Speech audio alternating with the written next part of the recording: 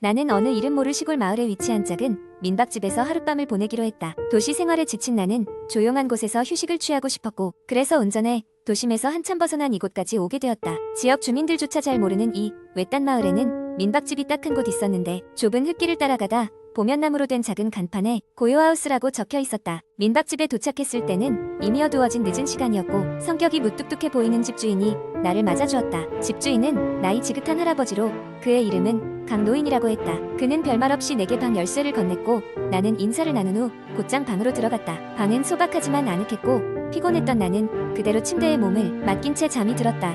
한참 잠들어 있던 중 누군가네 방문을 두드리는 소리에 눈을 떴다. 몹시 피곤했기에 처음엔 무시하고 다시 잠들려고 했지만 문 두드리는 소리는 점점 커져갔다. 시계를 보니 새벽 3시였다. 이 시간에 누가 조심스럽게 문 앞으로 다가가 "누구세요?" 라고 묻자 아무 응답도 없었다. 대신 두드리던 소리는 멈추었고, 나는 싸한 기분이 들어 문을 열지 않은 채 다시 침대에 누웠다. 그날 밤 나는 다시 잠들지 못했다. 다음날 아침 나는 강 노인을 찾아가 혹시 새벽에 누군가 내 방을 두드렸는지 물어보았다. 강 노인은 묘한 표정으로 나를 바라보며 말했다. "그건 아마도 지난주에 여기 묵었던 손님일 거야. 그는 그 방에서 어떤 이상한 것을 봤다고 했지. 떠나기 전까지도 계속 무언가가 문을 두드렸다고 하더군. 하지만 걱정 말게. 그 방에서는 자네가 열어주지 않는 한 들어올 수 없어." 노인의 말에 오싹함을 느꼈지만 여행 계획대로 일정을 소화해야 했기에 마을 구경에 나섰다. 마을은 평화로워 보였고 주민들도 친절했다. 하지만 뭔가 알 수 없는 불안감이 나를 따라다니는 듯했다. 낮 동안 몇몇 주민들과 대화하면서 이 민박집에 대한 소문을 듣게 되었다. 어느 날 밤 한 젊은 여자가 이곳에서 사라졌고, 그녀는 마지막으로 그 방에 머물렀다고 했다. 그 후로 그 방의 손님들마다 이상한 소리를 들었다고 하며 어떤 이는 검은 그림자를 봤다고도 전해졌다. 마을 사람들은 모두 그 방은 저주받았다고 믿고 있었고, 누구도 그곳에 더 이상 머무르려고 하지 않았다. 그날 저녁 다시 민박집으로 돌아온 나는 집주인에게 그 이야기에 대해 자세히 물었다. 강노인은 긴 한숨을 쉬며 이야기를 꺼냈다. 그 여자는 우리 마을의 딸 같은 아이였지. 이곳에서 나고 자랐고 마을 사람들 모두 그녀를 아꼈네. 어느 날 밤 갑자기 사라졌고 아직도 찾지 못했어. 나는 이 집이 그 아이와 관련이 있다고 생각하네. 하지만 난 이 일을 끝까지 파헤칠 수가 없네. 마을 사람들에게 피해가 갈까 걱정이잖아. 나는 갑자기 두려움에 사로잡혔지만 묘하게도 이 사건의 진실이 궁금해지기 시작했다.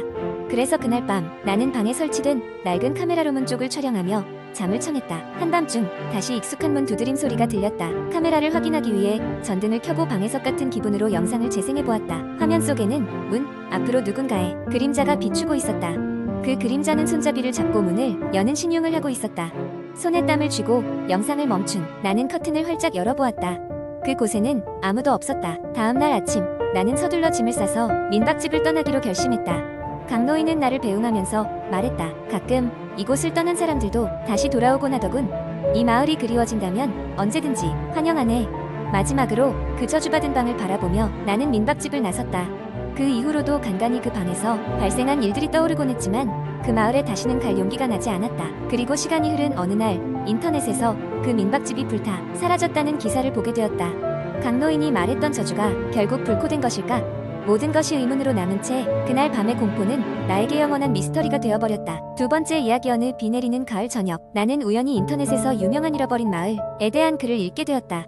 그곳은 산속 깊은 곳에 위치해 있었고 수십 년 전부터 주민이 모두 사라져버린 뒤로 유령 마을이 되었다고 한다. 여러 사람들이 그곳을 찾으려 했지만 다녀온 사람들은 대부분 불길한 일을 겪었다며 다시는 그곳을 언급하지 않았다. 호기심이 강했던 나는 그 포스팅을 읽고 직접 그 마을을 찾아가 보기로 결심했다. 다음 주말 나는 카메라와 손전등, 비상용품들이 든 배낭을 꾸렸다. 날씨는 흐렸고 당장이라도 비가 쏟아질 것처럼 보였지만 큰 문제는 아니라고 생각했다. 버스를 타고 작은 시골 마을에 도착한 후 나는 숲길을 따라 걷기 시작했다. 해가 저물 무렵 드디어 목적지에 다다랐다.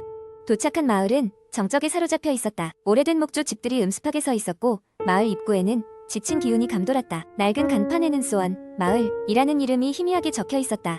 사람들의 발길이 오래 끊긴 덕에 풀과 잡초가 무성하게 자라 있었고 길은 아주 좁아져 있었다. 마을을 둘러보며 오래된 주택 몇 채에 들어가 보았지만 특별한 것은 없었다. 시간이 지나고 점점 어둠이 마을을 덮기 시작했다. 마음 한 구석에서 서늘한 기운이 느껴졌지만 나는 단순히 날씨 때문이라 생각하며 대수롭지 않게 여겼다. 그때였다. 먼 저편에서 사람의 목소리가 들려왔다. 기억 속 어딘가에 뭔가 모를 경계심이 울렸지만 호기심이 더 강하게 나를 이끌었다. 소리의 방향으로 향하자 한 표지판이 보였다. 마을회관이라고 적힌 표지판이었다. 마을 중앙에 자리한 듯한 건물로 가는 길이 복잡하게 얽혀 있었지만 그 길을 따라 회관에 도착했다. 회관문은 오래되어 삐걱거리며 열렸다. 안으로 들어서자 매우 흐릿한 전등불 아래에서 몇몇 사람들이 회의 중인 듯 앉아 있었다. 희미하게 들리던 목소리는 그들이 낸 것이었다. 처음에는 안심했으나 자세히 보니 그들의 얼굴은 모두 마치 허공을 바라보는 듯 초점이 없었다. 그들은 잠시 후 내 쪽을 향해 일제히 고개를 돌렸다. 심장이 쿵쾅거리기 시작했고 두려움에 사로잡혀 얼어붙었다. 하지만 이상하게 그들은 아무런 말도 없이 다시 원래의 위치로 고개를 돌렸다. 마치 내가 그저 환영일 뿐인 것처럼 이대로 가만히 있어서는 안 되겠다는 직감이 들었고 나는 서둘러 그곳을 빠져나왔다. 밖으로 나왔을 때 드디어 비가 내리기 시작했다. 이젠 정말 여기를 벗어나야겠다 생각하며 황급히 발길을 돌렸다. 그때였다. 어디선가 낡은 오르골 소리가 들려왔다. 잔잔하지만 기묘한 멜로디가 비바람 소리와 함께 귓가를 때렸다.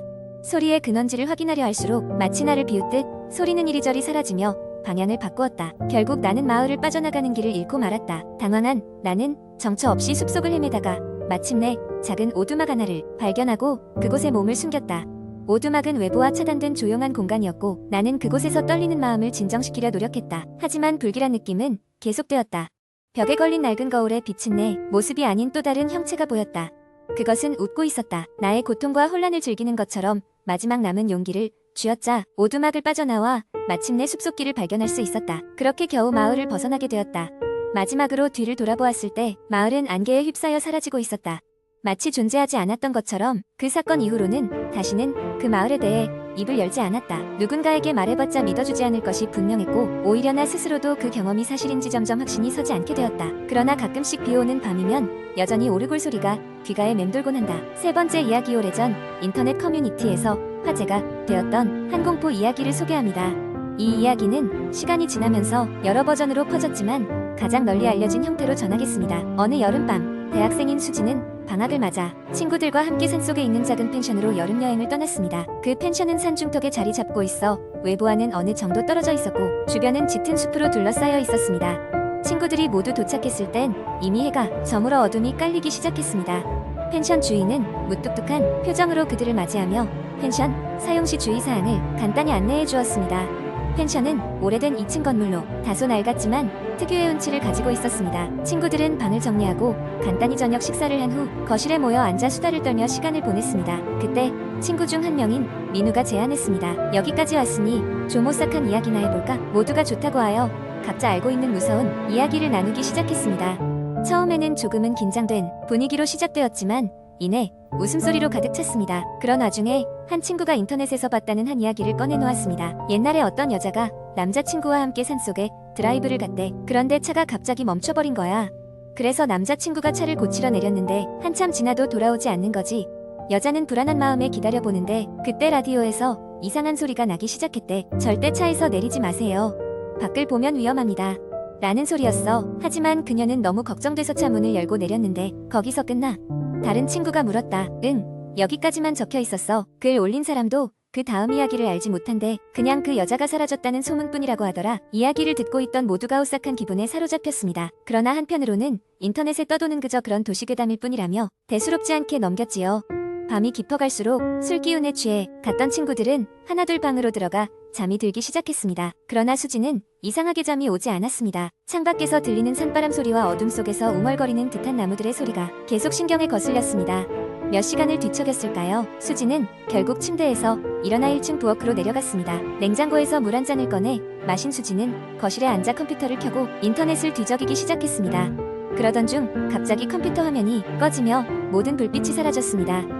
갑작스러운 정전이었습니다. 수지는 당황하며 친구들을 깨울까 고민했습니다. 하지만 이내 핸드폰에 내장된 플래시를 켜고 차분히 펜션 내부를 돌아다니기로 했습니다. 불이 꺼졌지만 혼자라는 생각에 오히려 마음이 차분해졌던 것입니다. 펜션의 계단을 올라 2층에 도착했을 때 수지는 이상한 소리를 들었습니다. 바로 옆 방에서 누군가 속삭이는 듯한 소리였습니다. 문 앞에 가까이 귀를 대고 집중하자 누군가 끊임없이 절대 밖을 보지 마세요. 절대 라고 중얼거리는 소리였습니다. 순간 온몸에 소름이 돋으며 뒤로 물러선 수지는 핸드폰 불빛을 켠 채 방문을 벌컥 열었습니다. 하지만 그 방에는 아무도 없었습니다. 텅 빈 방에서 울려 퍼지던 그 목소리는 사라지고 다시 정적만이 가득했습니다. 무언가 잘못됐다는 느낌에 사로잡힌 수지는 급히 친구들을 깨우기 시작했습니다. 그러나 각자 방에 들어간 친구들은 깊이 잠들어 있었고 아무리 흔들어도 깨어나지 않았습니다. 불안감이 커지던 순간 그녀의 핸드폰에 문자가 도착했습니다. 발신자는 알 수 없음. 떨리는 손으로 문자를 열어본 수지는 화면에 적힌 간단한 메시지를 보고 숨이 멎을 뻔했습니다. 늦었다. 조심하지 않았으니까. 공포감에 질린 수지는 급히 방으로 돌아가 문을 잠그고 이불을 뒤집었었습니다. 그렇게 떨고 있는 사이 다시금 펜션 내부에 전기가 돌아오기 시작했습니다. 등을 켜자 방은 환해졌고 모든 것이 정상으로 돌아온 듯 보였습니다. 그 후로 펜션에서의 일정이 끝날 때까지 아무 일도 일어나지 않았습니다. 친구들에게 이야기해도 다들 그녀가 꾸며낸 이야기 정도로 치부했고 인터넷 괴담에 심취한 것이 아니냐며 웃기만 했습니다.